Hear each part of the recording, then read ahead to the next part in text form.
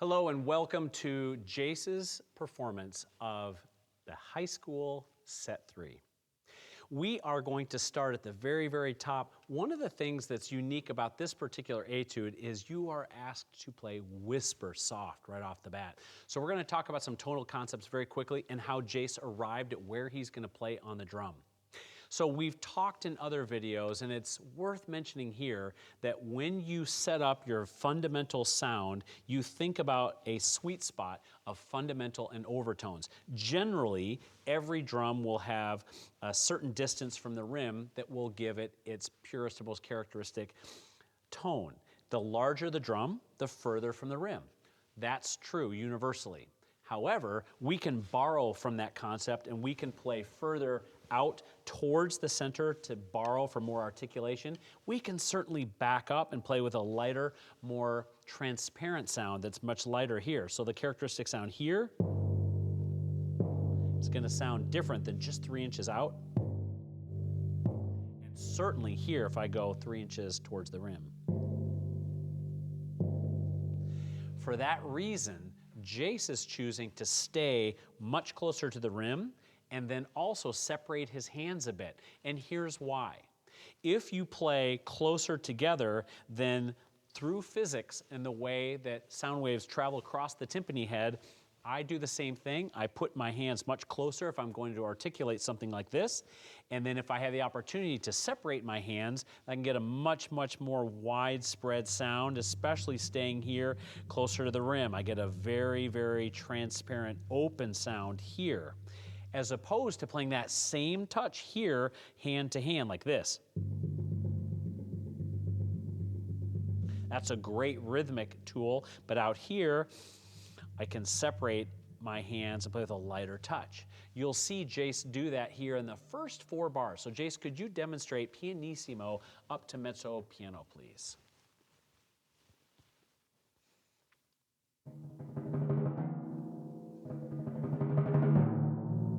Now watch this, everyone. Jace, could you play that same thing and take your hands and put them really close together like you would be articulating a rhythm? And it's going to be just articulated enough that it's going to sound a little less refined.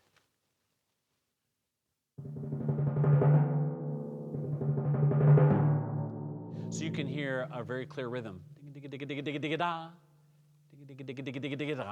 Now he's going to go back. He's going to stay closer to the rim. He's going to separate his hands naturally. And listen how smooth this becomes.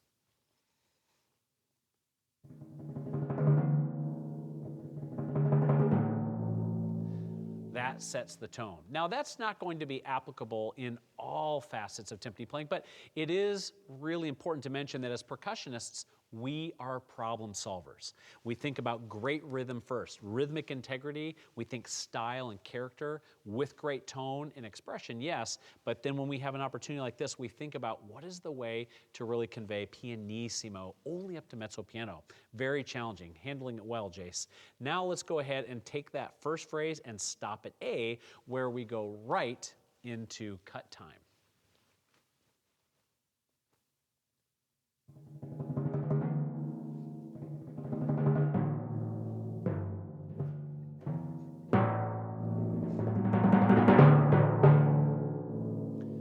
Fantastic. So you can see there's some space. 1, 2, 3, 2, and then the forte piano there, 2 before A. You can see that Jace is being very careful where to muffle. He's still playing it within the context of piano, the strong forte piano, and then we are immediately in cut time.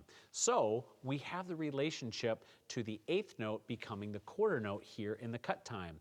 1, 2, 3, 1, 2, 3, 1, 2, 3, 4, 1, 2, opportunity 1.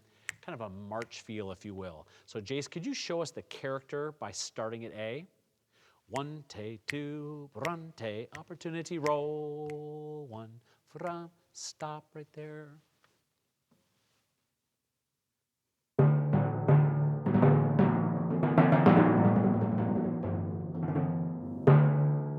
Great job. So coming into that, it's important for you students to be able to subdivide the 2 bars of 3/8. 1, 2, 3, 1, 2, 3, 1, 2, run, and opportunity 1, 1, fra, stop. So let's go ahead and start from the beginning and go all the way to B. You can hear how Jace changes character. He's playing very light, transparent roles, very subtle. He's got the very careful muffling. He's muffling precisely where he plays. He's making sure that it's not loud. He's not slapping at the drums. And he's honoring the space rhythmically. And then the strong forte piano, he strikes with tone. He waits for the tone to dissipate. Then he sneaks back in, increases his roll speed. Then he's off to the next cut tempo. Okay? So this is top all the way to B, sir.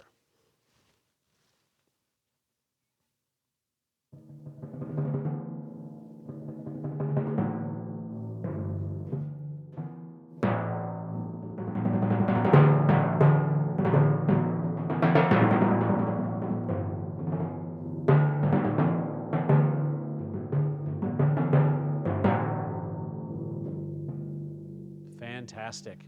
So you can see the last thing I'll mention before we start to move on is the crossover quality he brings into 3 before B.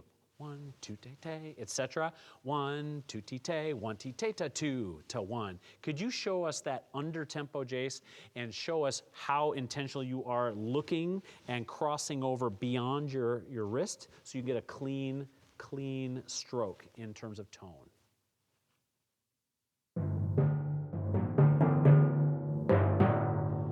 You see where he's looking, especially when he crosses right, he's looking to his left. When he crosses to the right, he crosses his left hand and looks ahead of time. It is so common for younger players when they're doing crossovers and they're staring at the music to play well outside of the best spot, typically in towards the center. So he's going to do that one more time under tempo. Pay attention to how he's looking at his targets.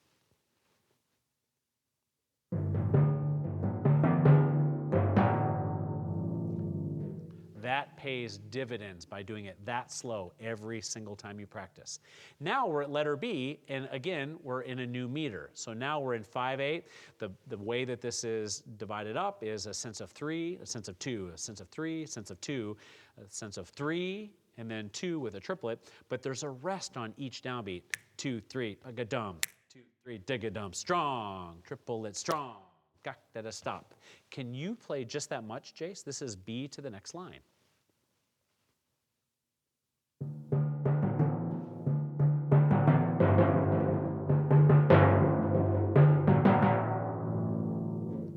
So you should be able to feel this asymmetrical sense of dance. 2, 3, 2, 2, 3, 2, 2, 3, triplet, 1, 3, da, da, 1.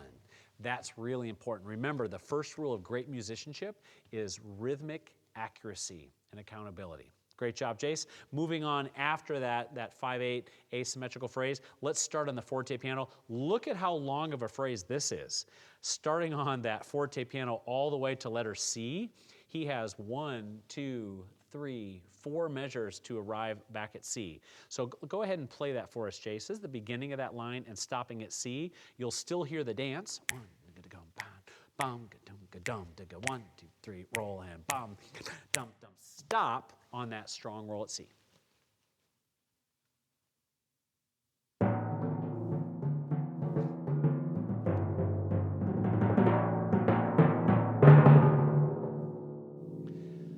Continuing from B, that dance just builds and builds, and we arrive at C. And finally, C to the end, everyone.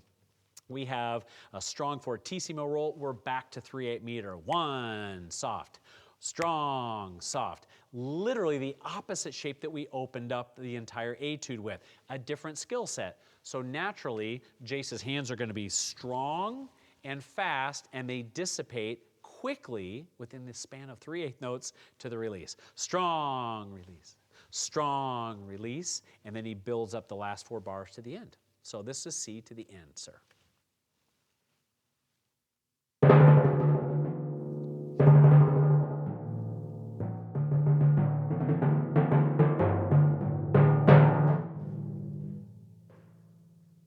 Did you notice the order that he muffled? 2, 3, 1, the very last place that he muffled was the very last 2 drums that he played. That's the strongest in our ear, the clearest, so that's what you dampen first, and then he went to the outside drums after that. Fantastic, Jace. Now let's go ahead and just play B to the end, and that'll be a great way to close this out.